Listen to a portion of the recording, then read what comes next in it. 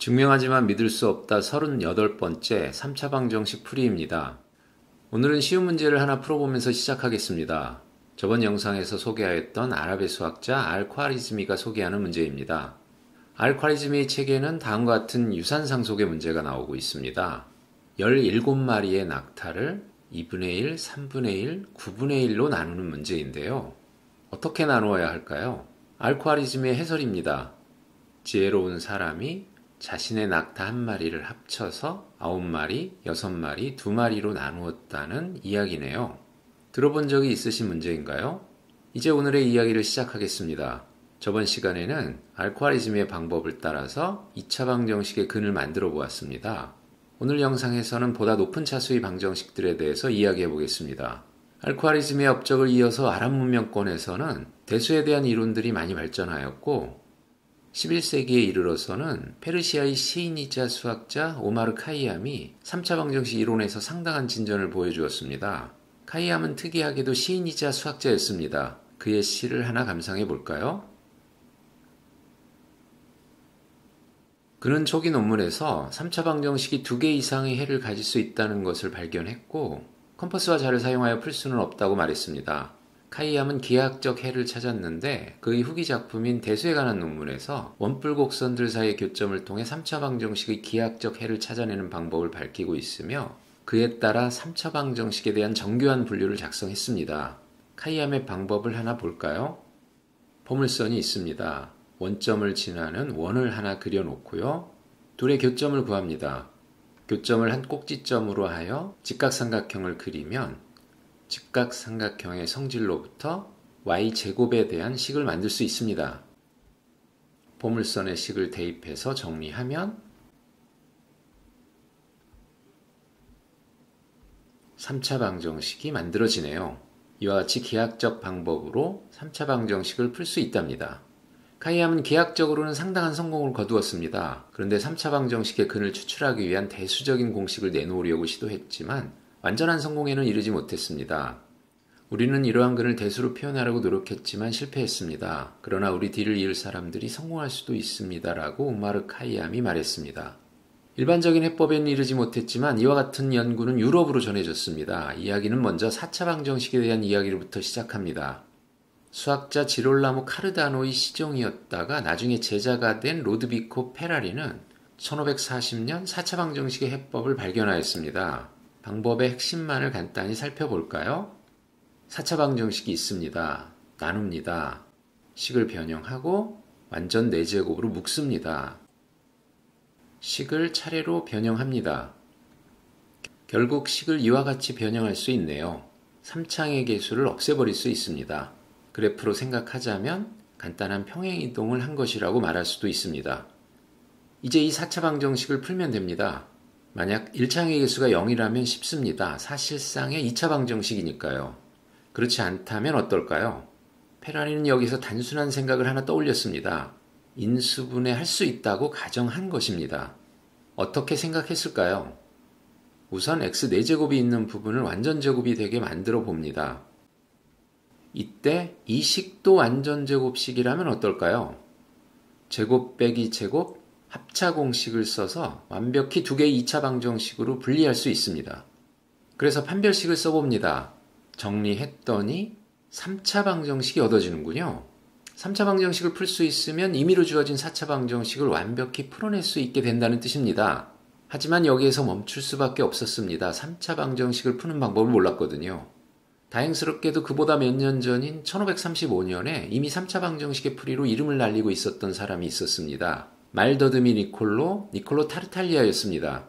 타르탈리아는 카르다노에게 풀이법을 공개하지 않겠다는 맹세를 받고 3가지 유형의 3차 방정식에 대한 자신의 풀이법을 알려주었습니다. 아니, 풀이법을 직접적으로 알려주었다기보다는 실마리를 주었습니다. 실마리를 주면서 꼭 맹세까지 받아야 했을까요? 놀랍게도 돈을 벌 수 있었기 때문입니다.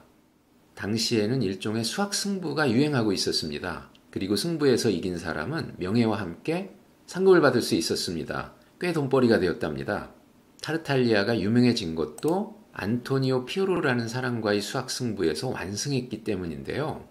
안토니오 피오로는 볼로냐 대학교의 수학교수 시피오네 델 페로의 제자였습니다. 페로는 이미 3차 방정식을 푸는 방법을 유럽에서는 거의 최초로 찾아낸 듯 보입니다. 타르탈리아보다 먼저 말이죠. 스승인 델 페로는 죽기 직전에야 겨우 그 비밀을 제자 피오르에게 알려주었습니다. 자신만만했던 피오르는 타르탈리아에게 서로의 명예와 상금을 건 수학 승부를 제안했지만 결과는 피오르의 완패였습니다. 타르탈리아는 피오르가 낸 30문제를 모두 풀었지만 피오르는 타르탈리아가 낸 문제를 하나도 풀지 못했답니다. 사실 피오르의 스승인 델 페로는 x세제곱 더하기 mx는 n 꼴의 3차 방정식 풀이법을 발견했습니다. 현대의 기준으로 보자면 3차 방정식의 일반의 공식이 바로 이 형태로부터 출발하기 때문에 완벽한 풀이법을 발견한 듯 보이겠지만 실상은 그렇지 않습니다. 가장 중요한 이유는 개수가 음수인 경우를 받아들이지 못하였기 때문입니다. 음수의 개념 자체가 확실하지 않았고 방정식은 아직 기하학의 그늘에서 벗어나지 못하고 있었습니다. 3 빼기 5는 무엇인가? 라는 질문에 대해서 지금의 우리는 수학자가 아니더라도 아주 쉽게 음수 2라고 대답합니다. 이미 음수 개념이 있기 때문입니다.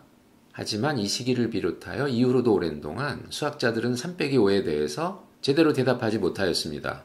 그래서 지금의 우리가 같은 형식의 3차 방정식이라고 생각한다 해도 당시의 수학자들은 개수를 양수로 만들어야만 했고 방정식의 유형을 다르게 보았습니다. 그러니까 x세제곱 더하기 mx는 n과 x세제곱은 mx 더하기 n은 전혀 다른 유형의 3차 방정식이었습니다. 델 페로는 앞의 꼴, 즉 x세제곱 더하기 mx는 n 형식을 풀었던 것이며 x세제곱은 mx 더하기 n 또는 더 나아가서는 x세제곱 더하기 mx제곱은 n과 같은 꼴에 대해서는 풀 수 없었던 것이죠. 하지만 타르탈리아의 실마리로부터 방법을 깨달은 카르다노는 결국 일반적인 해법에 이르는 길을 찾아낼 수 있었습니다. 이 과정에서 카르다노는 음수의 사용을 넘어서 음수에 대한 제곱근을 마구마구 사용하기까지 하였는데 이것은 궤변적이며 실용적인 용도는 없다라고 말하긴 했지만 어찌 보면 수학사에서 증명이 확고하게 자리를 잡은 이후 엄밀함보다는 자유로움이 승리한 첫 번째의 예시가 아닐까 생각합니다. 카르다노는 3차 방정식에 대한 타르탈리아의 기여와 자신의 연구, 자신의 제자인 페라리의 4차 방정식에 대한 해법을 묶어 1545년 위대한 예술이라는 책으로 출판하였습니다. 책의 출판 이후 타르탈리아는 카르다노가 약속을 지키지 않고 비밀을 밝혔다며 남은 평생 카르다노를 비난하며 깎아내리려 했다는 이야기도 많지만 거짓일 가능성이 많다고 합니다.